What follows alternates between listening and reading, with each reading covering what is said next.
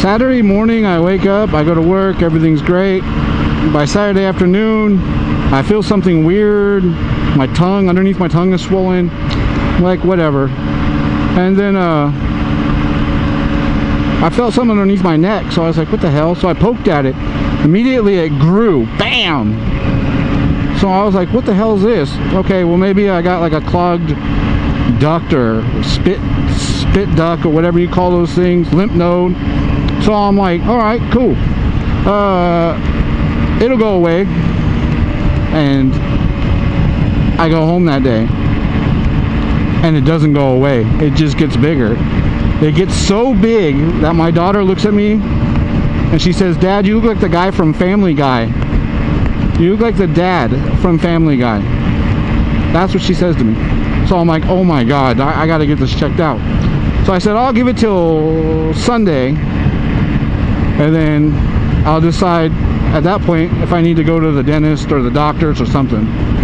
So Sunday, I'm out driving, not riding, driving, and I'm hitting bumps on the street, like normal bumps, and my chin is swaying back and forth. And I'm like, oh my God. Okay, so now I'm scared. I got cancer, throat cancer, I'm dying.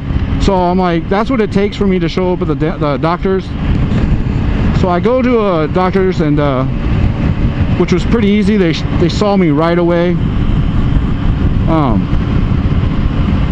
I go in there. The key is you got to tell them that you're having trouble breathing. You'll get into a doctor's appointment like that. So that's what I did. I said, oh, I got this thing on the side of my underneath my chin. It's pressing on my throat. I'm having problem breathing. So they're like, all right. So they see me pretty fast, man, within 15 minutes. The doctor comes in and says, look, I can't do nothing for you. You have to go to the dentist. So I say, oh, okay. He says, it's something probably in one of your molars. And I said, well, my teeth don't hurt. And he says, well, it doesn't matter. It's something the dentist can help with. So I said, all right. He says, but I'm going to prescribe you some penicillin, which indeed they should call penicillin, okay? Because after I took that, I had to brace myself. Okay, it was bad. Anyways, enough about that.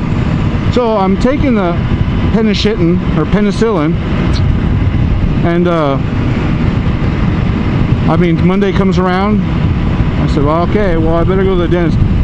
And I don't have insurance, so I have to go down to the free clinic dentist. I'm like not too happy about that, but whatever. And if you're wondering what the free clinic dentist is like, it's like going to waiting at the welfare line for food stamps, probably. That's what I'm guessing. Okay, so I get up there.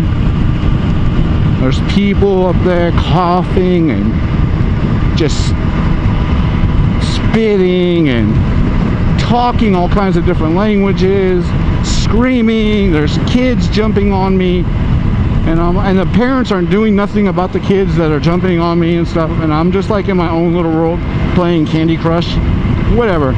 So doctor sees me and they said, hey, they do something quick, and they said, it looks like something's, one of your teeth are causing the infection here. And I said, okay, well, what can we do?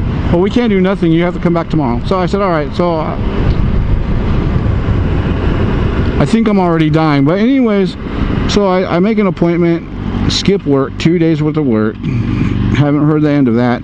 So I go back on Monday, show up at 8. They say only emergency appointments are at 1. So I show back up at 1. The sign on the door says we won't be back till 1:25. So I'm thinking, these guys are trying to make me miss my appointment. But while I'm waiting there, the place is starting to fill up again. And I'm thinking to myself, no, I was here before everybody else. That I mean, I'm going to be first at that door. Well, now there's like 20 people waiting at 1:25. And I see my opportunity walk in the form of a lady with a walker.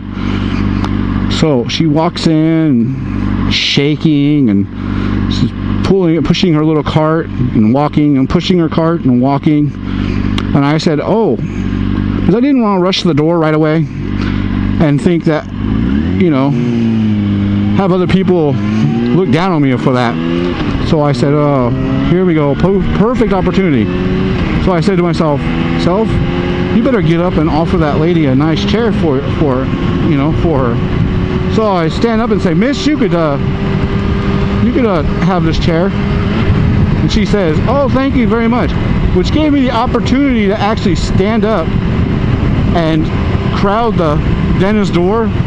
So when it opened, I was first in, which worked, by the way. So I was first in line, had to fill out some paperwork, and pretty much that was that in a nutshell. They just told me I need a deep cleaning, so I'm scheduled for a deep cleaning. But yeah, that was my weekend that I thought I was going to die.